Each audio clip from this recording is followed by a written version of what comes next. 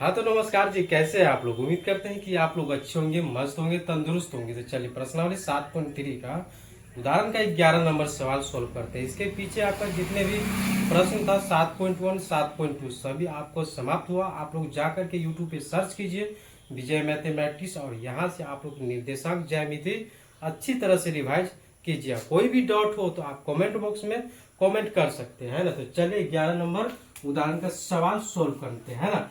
उस त्रिभुज का क्षेत्रफल ज्ञात कीजिए जिसके शीर्ष तो 1 कोमा माइनस के 1 -4 कोमा के 6 और -3 कोमा के 5 है ना। यहाँ तक तो समझ में आ गया। तो चलिए क्षेत्रफल निकालते हैं। तो सबसे पहले आप लोग नोटबुक में नोट कर लीजिए। त्रिभुज का क्षेत्रफल होता है 1/2 बड़ी कोष्ट x1 कोमा y2 माइनस के y3 plus x2 y3 minus y1 कोष्ट प्लस x3 कोष्ट y1 माइनस y2 है ना। तो ये आपको नोट करके चलना है ना। तो चलिए हल में देखते हैं। आइए हल में देखते हैं। त्रिभुज का क्षेत्रफल ज्ञात कीजिए। तो माना एक मिनट रुक जाइए। त्रिभुज का क्षेत्रफल तो सबसे पहले आप त्रिभुज बना लीजिए है ना। त्रिभुज का क्षेत्रफल बोला है ना। तो त्रिभुज भी बनाना नहीं आता है भैया। चलिए कोई दिक्कत नहीं है, सीखते सीखते हम लोग सीख जाएंगे। चलिए ए यहाँ बी और यहाँ पर सी। ए बराबर कितना है 1 कोमा के -1 बी बराबर है -4 कोमा के 6 सी बराबर है 3 -3 कोमा के -5 है ना। यहाँ तक समझ में आ गया। क्या बोला एक त्रिभुज का क्षेत्रफल ज्ञात कीजिए। त्रिभुज बना लिए, इसका शीर्ष दिया है, शीर्ष भी डाल दिए। अब निकालते हैं क्षेत्रफल। तो आइए क्षेत्रफल निकालते हैं। माना त्रिभुज ए बी सी का क्षेत्रफल है ना। ए बी सी का क्षेत्रफल है ना।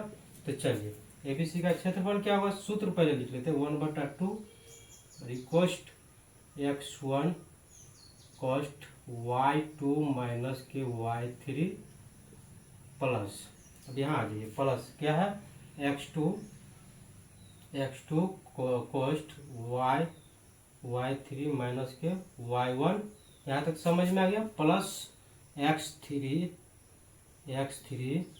y1 माइनस के y2। चलिए तो हमारा क्या है फॉर्मूला है ना। ये हमारा फॉर्मूला है। आइए फॉर्मूला पर बिठाते हैं है ना। तो ये बराबर कितना है देखिए। अगर यहाँ से आप लोग लिख लीजिए तो x1 y1 है ना, x2 y2 x3 के y3। अब सभी को मान बिठाना है ये सूत्र पर। बहुत आसान है, बहुत आसान है। अब चलिए बिठाते हैं। आइए 1/2 बड़ी कोष्ट। अब यहाँ पर देखिए x1 कितना है, x1 है 1 है ना, x1 है 1। अब चलिए y2 और y3 है ना।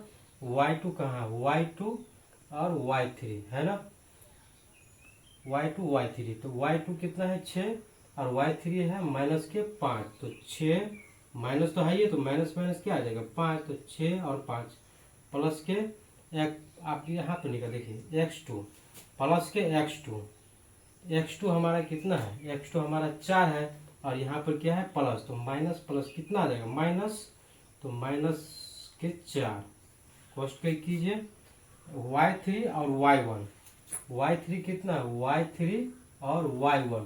तो y3 है -5 और -1। तो माइनस माइनस क्या आ जाएगा प्लस, तो 1 है ना। यहाँ तक समझ में आ गया। अब चलिए x3 प्लस x3 कितना है -3। तो माइनस माइनस और प्लस कितना आ जाएगा माइनस y1 माइनस के y2।